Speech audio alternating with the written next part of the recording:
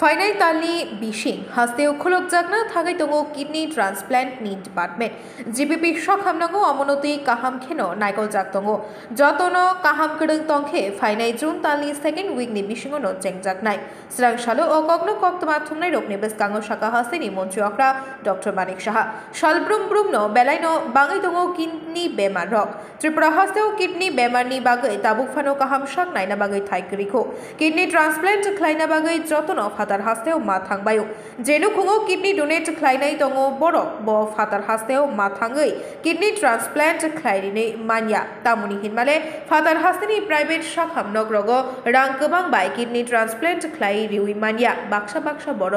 आबुनि बागै बाक्सा लांमाबो आरिना नागो किडनी बेमारनि बागै आबुनि लगी लगी लिवर बेमार बाय करंजाक रकनि बागैबो कायसा काहाम कक तुमारिखा हास्तेनि मन्त्री अक्रा डॉक्टर मानिक साहा ब साखा लिवर ट्रान्सप्लान्ट खालायना बागै याप्रिना हाजाखा अमनति ककबो ओङै पाइखा स्रां सालो आइजिम शाखामनक नायना थांथानि अककनो शाखा हास्तेनि मन्त्री अक्रा डॉक्टर मानिक साहा त्रिपुराव किडनी ट्रान्सप्लान्ट ते लिवर ट्रान्सप्लान्ट हाबांते प्राइवेटो ताबुकफानो चेंजागियाखो अकायनि बेमारनि शाक नायनानि शेप हास्तेव चेंजाखाय कुबुनि हास्तेबे बाक्सानो चिनि चिकनसा त्रिपुराबो शाक नायमा थायो तेबो हाकचाल थाङै माननाय ताबुक जरानो नाशलाइजाखिनि शाखा हास्तेनि मन्त्री अक्रा डॉक्टर मानिक साहा যেহেতু ছিল এর জন্য আজকে এলাম এখানে এবং বিভিন্ন ডিপার্টমেন্ট আমি আজকে ঘুরলাম এখানে আমার সাথে আমাদের সেক্রেটারি মহোদয় আছেন হেলথ সেক্রেটারি মহোদয় এখানকার যিনি আমাদের ডাইরেক্টর আছেন ডিএইচএস উনিও আছেন মেডিকেল সুপারিনটেন্ডেন্ট ওনাদেরকে নিয়ে আমি সব জায়গায় ঘুরলাম মোরাললেস তো কিছু কিছু আমি বললাম যে কোন কোন জায়গাগুলো ঠিকঠাক করতে হবে এবং সেইভাবে নির্দেশ দেওয়া হয়েছে এবং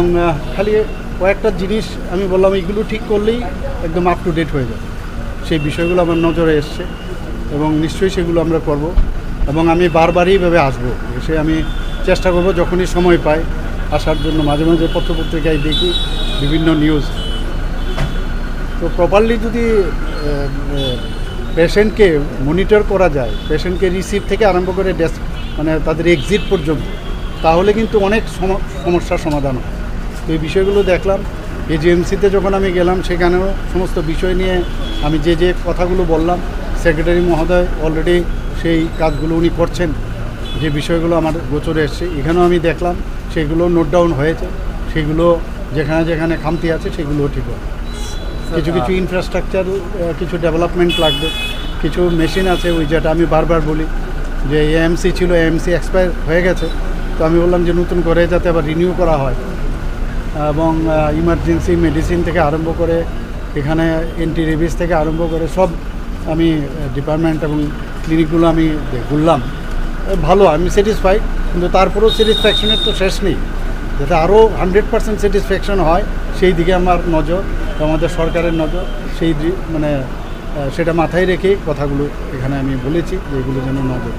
স্যার কিছুদিন আগে আপনি কিডনি প্রতিস্থাপন নিয়ে ডক্টরদের সঙ্গে বৈঠক করেছিলেন আপনার সরকারি তো সেই বিষয়টা কতটুকু এগিয়েছে না আমি তো বললাম সেগুলো তো অলরেডি একটা ফাউন্ডেশনের সাথে বহু হয়েছে আমি শুনেছি মানে এটা বোধ হয় ওদের সাথে কথাবার্তাও চলছে আমার সাথে জুনের খুব সম্ভব 2nd or 3rd জুনের মধ্যে এটা শুরু হয়ে যাবে পেশেন্টও আমি শুনেছি রেডি আছে এবং বেশ ভালো এখানে এটা হলে ত্রিপুরার বাইরে গিয়ে যেভাবে কিডনি ট্রান্সপ্লান্টের জন্য এত টাকা খরচ করে বাইরে যেত সেটার কিন্তু বিরাট একটা সমস্যার সমাধান হবে আমরা আগামী দিন চিন্তা করছি এখানে লিভার ট্রান্সপ্লান্টও যাতে করা যায় তারও চিন্তাভাবনা আমরা করছি তো সব দিকে আমরা চাইছি যে এখানে আজকেও আমি একটা গ্যাস্ট্রোএন্টারোলজিস্টের একজন সার্জন গ্যাস্ট্রোএন্টারোলজির সার্জন ওনাকেও আজকে অ্যাপয়েন্টমেন্ট দিয়েছি আমি মানে বলেছি মানে যাতে পারমিশন নিয়ে কমিশনের পারমিশন নিয়ে ইলেকশন কমিশনের পারমিশন নিয়ে এটা করে কারণ স্বাস্থ্যের মধ্যে এগুলো মানে বাধা না হওয়া উচিত তো আমি বলেছি তাহলে এই প্রবলেমটাও আমরা গ্যাস্ট্রোএন্টারোলজিস্ট এবং গ্যাস্ট্রো সার্জারি এটা কিন্তু খুব কম পাওয়া যায় আমাদেরই ছেলে মেয়েরা এখন বাইরের থেকে করে আসে তো আস্তে আস্তে করে আমাদের এখানে সুপার স্পেশালিটির অনেক ডাক্তার কিন্তু ত্রিপুরারই চলে আসছে স্যার আপনি আজকে তেল সংকট নিয়ে কেন্দ্রীয় কথাবার্তা হয়েছে আমি গতকাল আমি পাঠিয়েছি চিঠি ওনার সাথে আমার ডাইরেক্ট কারণ এখন তো ব্যস্ত সবাই ইলেকশন নিয়ে আমাদের যারা অফিসাররা আছেন আমি খবর নিলাম ওনারা অলরেডি যোগাযোগ রেখেছেন। আমি একটা চিঠি দিয়ে অলরেডি ওনাকে ইনফর্ম করেছি। আমার কাছে যা খবর আছে খুব তাড়াতাড়ি যে সমস্যাটা হয়েছে সেই সমস্যার সমাধান হবে, এই কথাটা আমাকে জানান। কিউআর কোডে এখানেও ব্যবস্থা আছে যে সেখানে যদি সেই কিউআর কোডকে ইউজ করে মানে অ্যাপয়েন্টমেন্ট থেকে শুরু করে এখানে বসতে হবে না, ডাক্তারবাবুর কাছে সাথে সাথে তার অ্যাপয়েন্টমেন্ট হয়ে যাবে, তারপর তো সিরিয়াল নাম্বার সব এখানের মধ্যে চলে আসে। এটা খুব ভালো। 37 লাখের মতো টার্গেট নিয়েছে মানুষকে এর আওতায় নিয়ে আসার জন্য আভা নাম্বার। এর মধ্যে দেখা গেল যে প্রায় 15 লক্ষ অলরেডি হয়ে গেছে, রেজিস্ট্রেশন হয়ে গেছে। সেটা একদম আমাদের যে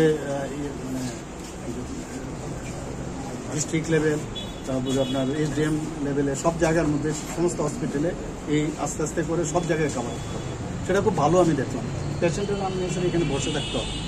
স্যার, আমাদের কাছে একটা খবর আছে অনেকেই আভা করতে চাইছে না বা তাদের আধার নাম্বারটা দিতে চাইছে না, তো সে ব্যাপারে আপনার কি মেসেজ থাকবে? না, সেটা খুব বেশি একটা সমস্যা না, আমি কথা বলেছি। আধার নাম্বারটা দিলেও সেটা মানে আভা নাম্বার করে ওটাকে ওরা মানে ट्रांसफॉर्म करे সেটা করা। तो पहले है ना सब आप जानते हैं कि कुछ 8-10 साल पहले लोग आधार नंबर करने के लिए बहुत उनका रिजर्वेशन था, लेकिन अभी उसका बेनिफिट अभी पता चल रहा है। वैसे आधार नंबर का बेनिफिट हमें आगामी दिन में पता चलेगा। तो आपका हेल्थ रिकॉर्ड को डिजिटाइज मोड में रहेगा, आपको कोई carry bag, X-ray report, MRI कहीं लेने की जरूरत नहीं है। तो मैं आपके माध्यम से रिक्वेस्ट करता हूँ, इनका आधार नंबर नहीं है, वो सेफ है, गवर्नमेंट के पास रहेगा। आपके कंसेंट के बगैर आपका हेल्थ रिकॉर्ड कोई देख नहीं सकता, इसलिए आधार नंबर करने में कोई परेशानी नहीं। आधार को लेके हम लोग का प्रॉब्लम नहीं है, बट दिक्कत तो हम लोग का हुआ कि आधार को लेके कुछ फ्रॉड हुआ, इसलिए इसलिए आगे हमने उसका ज़्यादा सिक्योरिटी बढ़ाया है कि कोई फ्रॉड ना हो। Thank you.